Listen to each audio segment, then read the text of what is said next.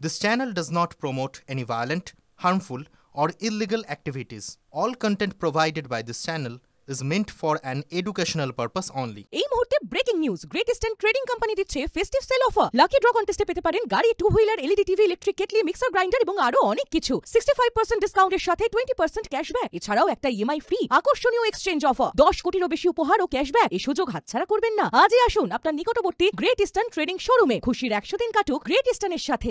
যে খবরের দিকে আমাদের নজর থাকছে, আদালতের নির্দেশে এনফোর্সমেন্ট ডিরেক্টরেটের বিশেষ যে কোর্ট, সেই কোর্টে অবশেষে আত্মসমর্পণ মন্ত্রী চন্দ্রনাথ সিনহার। প্রাথমিক নিয়োগ দুর্নীতি মামলায় আত্মসমর্পণ রাজ্যের মন্ত্রীর।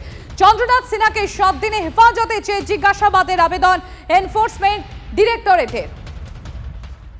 সুজয় আমার সহকর্মী রয়েছেন আমাদের সঙ্গে। সুজয়, কি আপডেট রয়েছে?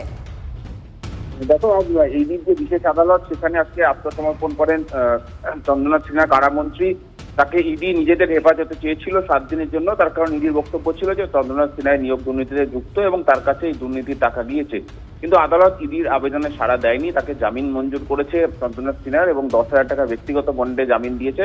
তবে শর্ত আরোপ করা হয়েছে যে তিনি কোনোভাবেই বোলপুরের বাইরে, অর্থাৎ বিধানসভা এলাকার বাইরে কোথাও যেতে পারবেন না, সাক্ষীদের প্রভাব খাটাতে পারবেন না, ভয় দেখাতে পারবেন না, এই সংক্রান্ত শর্ত দেওয়া হয়েছে। একই সঙ্গে আগামী 16 তারিখ পরবর্তী শুনানি, সেদিনও তাকে হাজিরার নির্দেশ দেওয়া হয়েছে মন্ত্রী চন্দ্রনাথ সিনহাকে। ধন্যবাদ।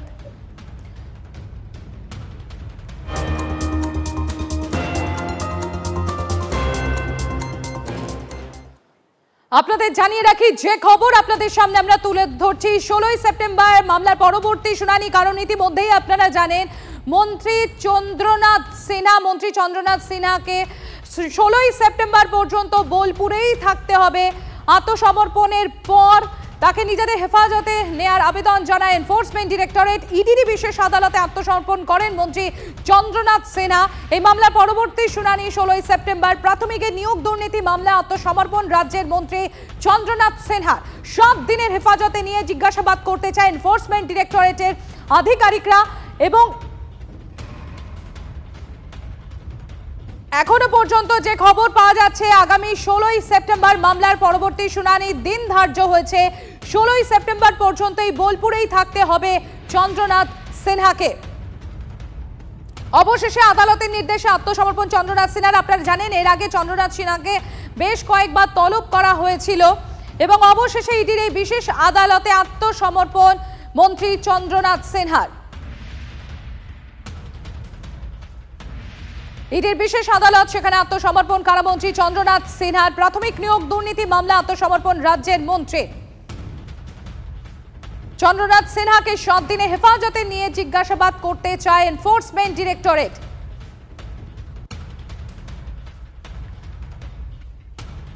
আমরা ইতিমধ্যে টেলিফোনে যোগাযোগ করতে পেরেছি।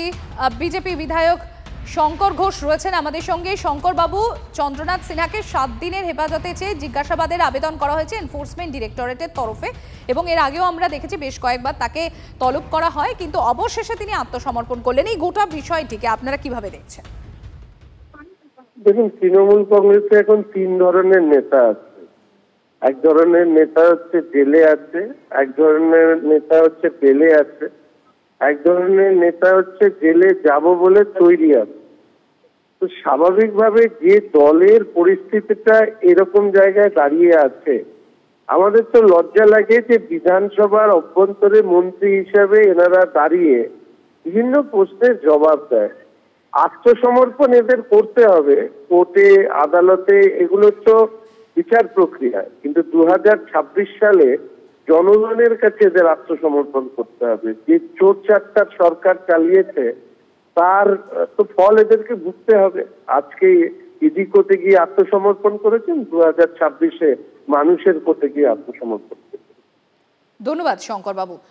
আমার সহকর্মী সুজয় রয়েছেন আমার সঙ্গে। আমি আরো একবার চলে যাবো সুজয়ের কাছে। সুজয়, কি আপডেট রয়েছে এই ঘটনা এখনো পর্যন্ত?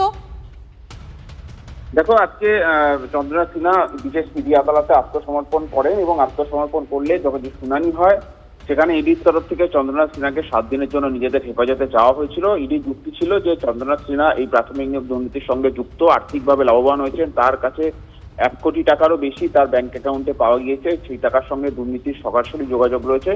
তাই তাকে নিজেদের হেফাজতে নিয়ে জেরা করে আরো তথ্য পাওয়া প্রয়োজন। কিন্তু আদালতে ইডির এই যুক্তি আজকে টেকেনি। বিচারক জানিয়েছেন যে আগামী তাকে জামিন মঞ্জুর করেছেন এবং 10,000 টাকার বন্ডে জামিন দেওয়া হয়েছে, তবে শর্ত আরোপ করা হচ্ছে তিনি বোলপুরের বাইরে যেতে পারবেন না এবং পরবর্তী শুনানিতে তাকে সশরীরে হাজিরা দিতে হবে এবং একই সঙ্গে তিনি কোনোভাবেই কোনো সাক্ষী দিয়ে প্রভাব খাটাতে পারবেন না বা মামলার যে তদন্ত প্রক্রিয়া সেই প্রক্রিয়ার ব্যাঘাত ঘটে এরকম কোনো কাজ করতে পারবেন না। অর্থাৎ শর্ত আরোপ করে জামিন দেওয়া হয়েছে মন্ত্রী চন্দ্রনাথ সিনহাকে। এখনো তিনি আদালতের ভেতরেই রয়েছেন, তার কোনো শুনানি শেষ হলেও এখনো যে কোর্টের অর্ডার সেই অর্ডার এখনো বেরোয়নি। ফলে আচমকাই তা মন্ত্রীর হাজিরা যথেষ্ট গুরুত্বপূর্ণ, তার কারণ ইডিকেও তারা যথেষ্টভাবে প্রস্তুত হওয়ার সময় পায়নি। তার কারণ আগামী 12 তারিখে তার ডেট ছিল হাজিরার, তার আগেই আগাম তিনি হাজিরা হয়েছেন আদালতে। শেষ মুহূর্তে আদালতকে জানিয়ে তারা দিয়েছেন তেমনটা জানা যাচ্ছে ইডি সূত্রে। ফলে ইডি প্রথম থেকেই জানিয়েছিল বা আগামী সূত্র মারফত জানা যাচ্ছিল যে তারা নিজেদের হেফাজতে নিতে চায় মন্ত্রী চন্দ্রনাথ সিনহাকে। এখন দেখার যে নিম্ন আদালতের এই অর্থাৎ সুজয় লেটেস্ট আপডেট হলো 10,000 টাকার বন্ডে শর্ত সাপেক্ষে জামিন পেয়েছেন চন্দ্রনাথ সিনহা, রাজ্যের মন্ত্রী চন্দ্রনাথ সিনহা। কিন্তু 16ই সেপ্টেম্বর যে পরবর্তী শুনানির দিন ধার্য হয়েছে, সেই 16ই সেপ্টেম্বর পর্যন্ত বোলপুর ছাড়তে পারবেন না মন্ত্রী চন্দ্রনাথ সিনহা, তাই তো? সুজয়, তুমি আমাদের সঙ্গে থাকো। আমরা ইতিমধ্যেই টেলিফোনে যোগাযোগ করতে পেরেছি সিপিআইএম কেন্দ্রীয় কমিটির সদস্য সুজন চক্রবর্তী রয়েছেন আমাদের সঙ্গে। সুজন বাবু, এই যে রাজ্যের মন্ত্রী চন্দ্রনাথ সিনহা তিনি আত্মসমর্পণ করলেন এবং তারপর ইডি তাকে যখন হেফাজতে চায় তিনি 10,000 টাকার বন্ডে তিনি জামিন পান, কিন্তু তিনি শর্ত সাপেক্ষে জামিন পেয়েছেন এবং যেটা বলা হচ্ছে ইডির তরফ থেকে যে এই চন্দ্রনাথ সিনহার অ্যাকাউন্টে 1 কোটি টাকার কিছু লেনদেন দেখা গিয়েছে, জমা পড়েছে, যেটা এই নিয়োগ দুর্নীতির সঙ্গে সরাসরি যুক্ত বলে ইডি সূত্র মারফত খবর। কিভাবে দেখছেন গোটা বিষয়টি সুজন বাবু? দুর্নীতিতে তৃণমূলের যত বড় নেতা তত বড় অপরাধে যুক্ত, এটা নিয়ে কোনো সন্দেহ নেই। এবং তৃণমূলের নেতা মানে ক্ষমতা আর বেআইনি সম্পদের রমরমা, এটা স্পষ্ট হয়ে গেছে। চন্দ্রনাথ সিনহা মন্ত্রী হয়েছেন 16 সালের পরে শিক্ষা দুর্নীতি, 21 সালে আবার মন্ত্রী হয়েছেন। তাকে কে মন্ত্রী করেছে? তাকে যে মন্ত্রী করেছে, মন্ত্রী করার জন্য কি টাকা নিয়েছে? কত টাকা নিয়েছে?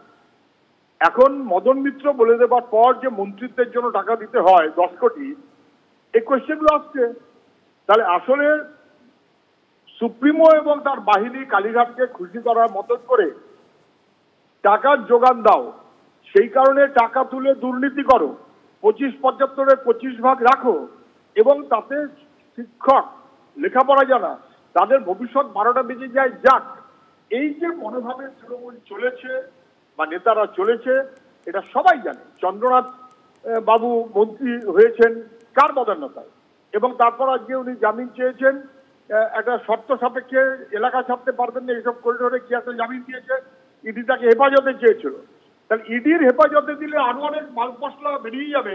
সেই কারণে ইডির হেফাজত চাইলেও ইডি হেফাজত পায়নি, না বুঝবার কোনো কারণ নেই। ফলে চন্দ্রনাথ সিনহা সহ তৃণমূলের নেতারা অপরাধে এবং যোগ্য ছেলে মেয়েদের জীবন ধ্বংস করার দায়ে অভিযুক্ত থাকবেন, কেউ সেটা অস্বীকার করতে পারবে না। ধন্যবাদ সুজন বাবু।